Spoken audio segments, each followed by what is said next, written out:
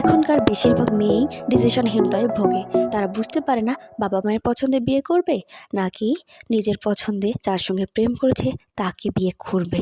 কারণটা হলো তারা প্রেম করার সময় দেখে না যে তারা কাকে বিয়ে করার জন্য প্রস্তুত করছে, সেটা ইচ্ছা মতো প্রেম করেই যায়।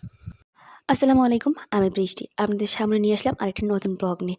সো এখন কথা হচ্ছে মেয়েরা ডিসিশনহীনতায় ভোগে। তারা প্রেম করে যাদের সঙ্গে তাদের ব্যাকগ্রাউন্ড না দেখেই প্রেম করে, তাদের আর্থিক অবস্থা কেমন এসব না দেখেই প্রেম করে যায়, কিন্তু বিয়ে করার সময় তারা ভাবে ডিসিশনহীনতায়। তারা কী করবে নিজেরাই বুঝতে পারে না। তারা ওই ছেলেকে বিয়ে করবে নাকি তাদের বাবা মায়ের পছন্দের ছেলেকে বিয়ে করবে, এটা বুঝে উঠতে পারে না। কারণ অনেকগুলোই রয়েছে। সচরাচর যেসব কারণ চোখে পড়ে তার মধ্যে উল্লেখযোগ্য কারণ হচ্ছে তারা যে ছেলের সঙ্গে প্রেম করছে সে ছেলেকে তো বিয়ে করে পরিবারের সঙ্গে সম্মান দিয়ে চলা সম্ভব না। আর বাবা মা যে ছেলেকে